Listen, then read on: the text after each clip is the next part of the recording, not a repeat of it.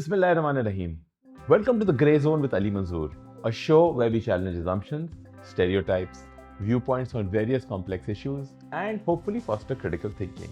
This is a new series we're starting, which is called the Macro View, where we don't follow the news, we look at the systems around it and we analyze it. Joining us for the Macro View today is Omar Shahid Hamid. Omar is a police officer with extensive experience in counterterrorism. He's also written 6 novels and has also won several literary awards. Omar, welcome to the show. Thank you. We should say welcome back. Yes, and it's good to have you back. Good to be back. I'm going to jump right into it. The butterfly effect. Professor Jiang says the Middle East issue is something that is affecting global economies and outlooks. This isn't about the war, but what the war is changing quietly and permanently. What is the one thing this entire situation that people are completely missing? You know, Ali, I don't know if people are missing it or not. I think there is a realization, but what is becoming evidently clear is that we're heading towards a new world order, right? And I don't think that things, even if this war were to stop tomorrow, I don't think that things will go back to the way they were on the 27th of February. I think they're going to be very, very different dynamics. And they're going to be different winners and losers as a result of those dynamics. And everyone is going to have to live with that. Okay, but when you say different, what do you mean? For whatever reasons that the war was initiated, the politics behind it, Israel, US, whatever, etc., it's becoming clear that the Iranians will be perceived as the victors. You know, someone said at the beginning of this war that all Iran needed to do was survive, and that would count as a win for them. And it now seems evident that not only are they surviving, of course they've had a lot of damage and a lot of casualties, but they are surviving. But not only that, but they're actually doing quite well. All of the things they continue in the 4th or 5th week of this war to surprise the whole world with their prowess, with the fact that they're still firing rockets, they're still disrupting the global world order as it is, directly impacting oil prices, global supply chains, all of these sorts of things. And that I think will continue because, if the aim of the war was that Iran was to be wiped off the face of the earth, that's not going to happen. So you think that there's going to be a very different world whenever this war ends in terms absolutely. of economics of it or the social I aspect think of it? the economics always come into it, but I think the sort of geopolitical ground realities, right? So I mean, what's becoming clear is, and I don't see how that changes even if this war stops, is if you want to get stuff out of the Strait of Hormuz, you got to talk to the Iranians, जिसको हम कराची की ज़बान में कहते हैं ना कि अब ईरान वहाँ का डॉन है. आपको So भत्ता देना पड़ेगा. हाँ, अब आप उसको टोल टैक्स कह लें, जो भी कह लें, वो कह लें. And I don't see that changing. And I think that means that they have an enormous amount of leverage over their GCC neighbors. And those GCC neighbors may not like that, but short of the United States going to bat for them, which it is clearly not doing right now, and they've all realized that, it's a new reality. अच्छा, आपने भत्ते की बात की थी. So I wanted to ask you, do you think with this toll tax and that toll tax being in the form of yuan, right? Do you think something's going to change there, the yuan becoming stronger or China emerging as a stronger player whenever this ends? Whether the toll tax is paid in yuan or dollars or gold coins or whatever, what is clear is that China is a winner in it, right? China's the great struggle of the 21st century was going to be China versus the US. I won't say China versus the West, China versus the US. And China has won that without having to fire a shot, right? They've just won that outright. It is clear that the 21st century is going to be the Chinese century. Chinese technology, as we saw in the India-Pakistan war, trumped Western technology. It seems to have done the same thing again. China is the country with the greatest leverage. They're getting their oil out. As far as their own regional disputes are concerned in Southeast Asia, अब ये जो भी again मैं कराची की ज़बान इस्तेमाल करूँगा कि जो भी मुल्क जो कि अमेरिका के छोटे थे ना, वो अब सारे सोच रहे हैं कि यार मतलब वो हमारी मदद के लिए बॉस आएगा या नहीं आएगा। हम गलत कैंप में तो नहीं चले हाँ, गए? if I were the president of Taiwan, I'd be sweating right now.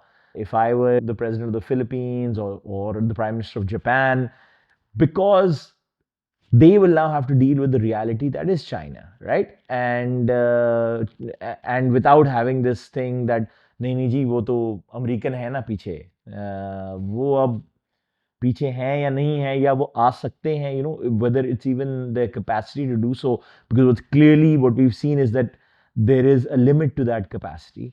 And also I think that our very kind of western centric take on things because of media domination of the west had inflated, let's say, American military prowess, which perhaps is not as much as it is. Or one should say, it's not that it's not as much, but they're fighting the wrong war, right? They are still getting big bad toys and aircraft carriers and F-35 $94 billion program, etc., etc., etc. But that's not the way this war is being fought. This war is being fought with like $20,000 drones that you could probably build out of stuff that you could buy from Radio Shack or the Southern electronics market, right? Yeah. So or wo cheezein, those things are succeeding. What's clear is that the Pentagon wasn't ready for this war. They, as I said, they are fighting the last century's wars, and the Chinese, the Iranians, whoever's on the other side has been ready for it. All right, Omar. So oil is hovering around $100 to $107 a barrel. Nearly 20% of the global oil supply passes through the Strait of Hormuz. Global growth is slowing down to 2.9%. Pakistan imports 85 to 90% of its oil. What does this look like from a macro standpoint? Look, it's not just the oil, right? The oil is the obvious kind of connector. And we're already seeing it as far afield as India, the Philippines. We were talking about Australia the other Yes, there's day, shortage. Thailand. Thailand, right? So, that is going to have a knock on effect not only on oil, LNG. Someone I was speaking to recently said that bhai tel to phir bhi uski khair hai. The real issue is LNG, right? Because if the minute the LNG stops, you're in a lot of trouble, because that's a direct impact on households. Khana pakega. I've heard Mumbai mein to restaurants band ho rahe hain because they've run out of LNG. So there's the LNG, there's the oil, there's all the sort of petroleum byproducts, food supplies. Emergency medicines, right? Essential, right? So you think from a macro standpoint, do you think that things are going to be very, very different and how? Apart from that, the whole issue of insurance, right? So, when I used to work, for instance, in political risk consulting, insurance markets का हमेशा ये होता था that the cost of insuring everything, it's like कि वो अगर कोई कश्ती उस मोहल्ले से भी जा रही है ना, तो उसके insurance premiums will shoot up, right? मतलब ये वो वाली चीज And होगी we saw कि that in African yeah, states, where if your ship was passing through there, A, you were told not to pass, and if you did, then the insurance premiums were a lot higher because. because I mean, Strait of Hormuz mein to the Lloyd's insurance markets aren't paying out, right? They're refusing. They're calling force majeure on all sort of insurance and reinsurance contracts. But even अगर आप let's say Indian Ocean से जा रहे हैं ना, अपनी तरफ से सोचते हुए कि यार हम पतली गली से साइड पकड़ कर जा रहे हैं. If I am an insurer in London, आज यार मुझे क्या पता वहाँ कोई सबमरीन कोई चला दे, ये हो जाए वो हो जाए. So everyone's insurance premiums go up. World shipping के. And of course, that will have a knock on effect on prices as well, right? Of whatever goods they're carrying. So, economically and security wise, people look at fuel prices and rising inflation. What is its link to crime, and what do countries need to do preemptively? Look,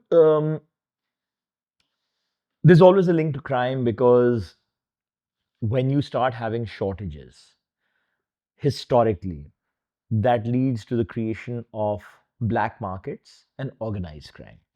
एक तो of course चीज़ है ना कि आपकी street crime बढ़े इस basis पर कि you have people who are not being able to manage with inflation, and that's one aspect of it. The second aspect is that if you start going into a kind of black marketization of everything around the world, कि जी अगर आपको LNG का cylinder चाहिए तो आप of the books आप इतने आपको डॉलर खरीदने हैं तो आप ऑफिशियल रेट 279 है which I heard has started happening, unofficial rate पर हम आपको बेचेंगे 285 286 का. So that's sort of the emergence of black markets, which are always run by organized crime. Of course, escalation in street crime if things get really, really bad. And countries, certainly countries like Pakistan, rethinking things like food security. Pakistan is trying to make it a center point of their export policy. Yeah, look, we're going to be the food supply chain for a lot of these Gulf countries. But what this conflict is teaching you is कि यार, if you grow stuff, right? If you have food independence, कि आपका गोश्त भी, आपके grains भी, आपके vegetables भी, you can grow them because you're an agri-based economy. What you don't want is a situation where you've exported stuff and then for whatever reasons there are shortages and it comes back to bite you, right? So it may, I'm not suggesting that it will, but certainly it's something to think about. And I think not just Pakistan, every country who's in that sort of situation will start thinking ki yaar, hang on, like instead of exporting excess sugar, maybe we should hold on to it because we don't know कि हम export कर दें फिर shortage हो जाए फिर हम import करें आए ना आए, that sort of stuff. So this is it may well lead to a reorganization of priorities vis-a-vis export policies and food security. ये सारी चीज़, these are all things that it wouldn't strike you off the bat कि यार Iran जो है वो missile मार रहा है दुबई में तो उसका फूड सिक्योरिटी से क्या ताल्लुक है. But I think as you said, it's a butterfly effect. Okay, so the biggest risk today isn't the war. It's the pressure the war is putting on systems that were already fragile. As the world is bracing for inflation and possibly stagflation, what should leaders be prioritizing? Economic stability or street stability? Economic stability has to be the key because it is economic stability that ensures that you don't have a problem in the street, right? One of the things that people always measure, there's this famous story, I don't know if it's true or not, but they say that in Iran, the IRGC has a controlling interest in a majority of the naan shops because वो naan shops में जो लोग जमा होते हैं रोज की रोटी लेने के लिए उससे वो public sentiment gauge करते हैं. It may be a sort of old wives' tale, but this is something that has been said for a number of years. Similarly, I remember that when the Arab Spring happened, so like political risk firms and all in the West would gauge the sort of level of stability in the country by bread prices. So, if bread prices remain stable in Cairo for 4 days in a row, then the risk of a takeover or a collapse of the government or a regime change or a regime change reduced. और अगर है ना वो हर रोज 2 Egyptian pound से कीमत चढ़ रही थी, then you would sort of mark up कि नहीं भाई ये तो So you're saying that economic stability is primary, and if you can handle the economic stability aspect, the street stability is more or less controlled. Yeah, yeah. In times of uncertainty, capital doesn't disappear, it relocates. If you were an investor wearing a global hat today, where would you move your money? And just as importantly, what would you stay away from?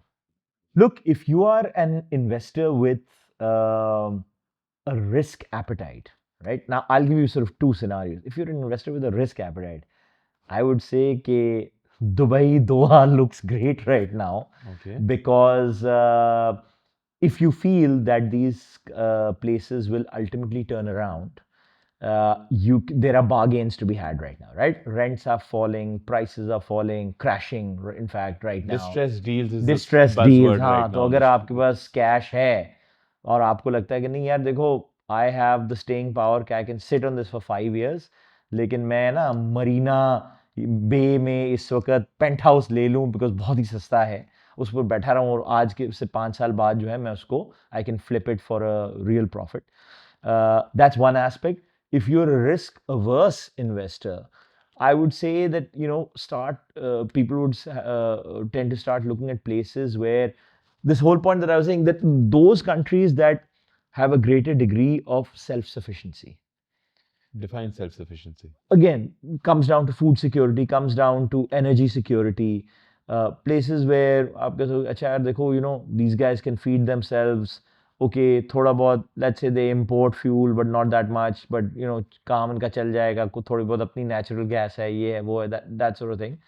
इस किस्म की जो जगहें हैं ना, they would jump up. Also, if you're looking at it from a logistics point of view, with essentially the entire Middle East port area, the whole, not just the Straits of Hormuz, the Persian Gulf, the Arabian Sea ki patti, the Red Sea ki patti on fire. So where are the next logistics hubs, right? So if I am taking a container and I can't park it anywhere between Aden and Doha, तो कहाँ जाना चाहिए? Is Pakistan or Karachi a good bet? Is Sri Lanka a good bet? Is the Maldives a good bet? Is Djibouti a good bet? Right? Are these going to be the sort of, and as if we're saying that, look, this is going to be a situation where it may be there for a while, where Iran has the dominance, and it may take a while for these other countries to sort of sort themselves out or get accustomed to perhaps what is a new reality.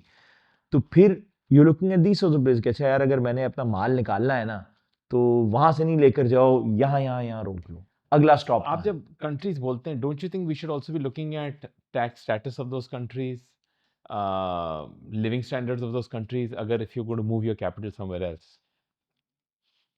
Yeah, Ali, with living standards and tax status and all, historically, countries, most countries, right, tend to kind of flourish due to accidents of history. Okay. Right?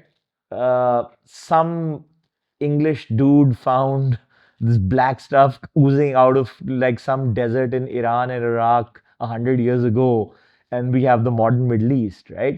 I mean, I was reading an account of actually of the Gulf states, which you'll find interesting. Back in so that the Gulf states were all under the British Raj, right? So they were administered from India, from Delhi, and उस ज़माने में they were all sort of princely states and all, and इनका कोई value नहीं होता था. In fact, half of these sort of who are now these Gulf states were like vassals of Indian princely states. So like I think there are a couple of places in what is now Yemen, and maybe even Oman, that were vassals of Hyderabad state. Okay. Right? So, अब देखो दुनिया कहाँ है.